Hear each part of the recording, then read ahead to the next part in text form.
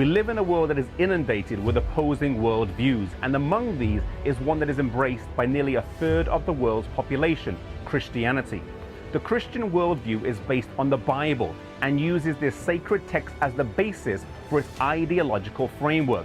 The Bible begins with these words, "In the beginning, God created the heavens and the earth." This text provides the answer in the Christian worldview to the question of origins. The earth was made in 6 days by God, and the Bible says the most significant part of this process was the moment God made man and woman with his own hands and then breathed into them breath from his own mouth. The father and mother of the first race were named Adam and Eve, and God gave them a beautiful garden, the Garden of Eden, as their first home. Scholars believe that it was located somewhere in the Middle East, based on the names of the 4 rivers which flowed out of it. As a test of their love and loyalty to God, they were given a single prohibition. They could eat of any tree of the garden except the tree of the knowledge of good and evil. The consequences of disregarding this prohibition would be death.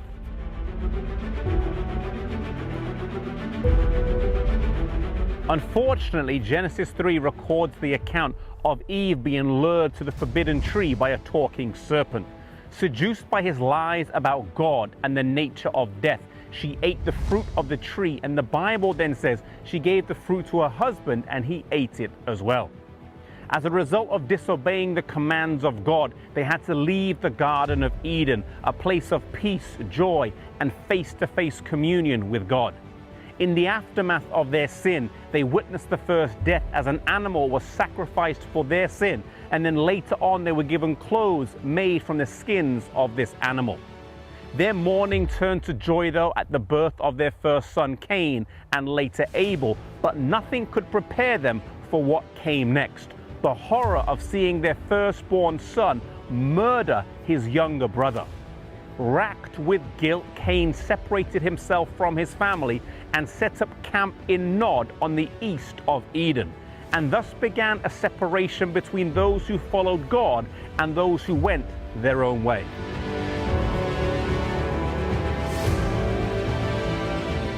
However, as time went on, the two groups began to intermingle through marriage. This led to a gradual falling away from God and a loosening of moral restraint. As the Bible describes it, the wickedness of man was very great.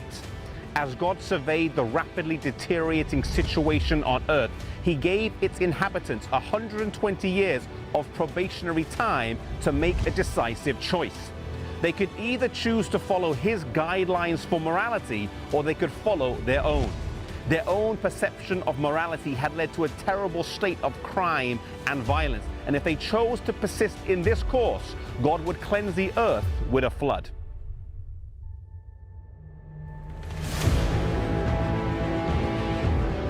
God instructs a man named Noah to build an ark. The length was to be 300 cubits and the width 50 cubits, roughly 150 meters by 25.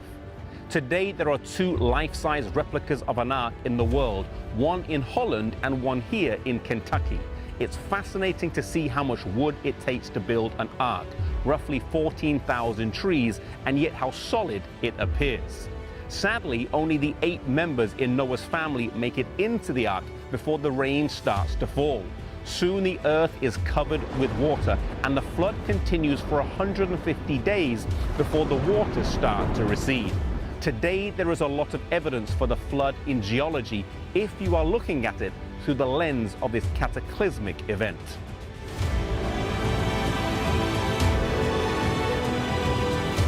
God did not forget his people, and in fact, one of the key points is found in Genesis 8 verse 1 when it says, "Then God remembered Noah."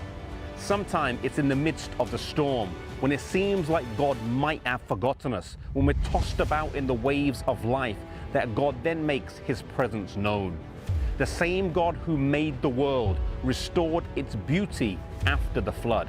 Have confidence and assurance to know that we serve a powerful God, and the same God who made you can restore his beauty in you no matter what you have experienced or gone through.